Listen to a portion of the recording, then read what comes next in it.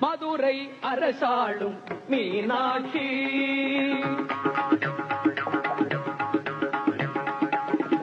மதுரை அரசாளும் மீனாட்சி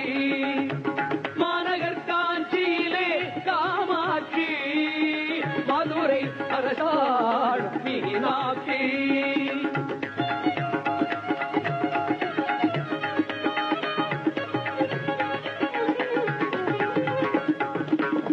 தில்லையில் அவள் பெயர் சிவகாமி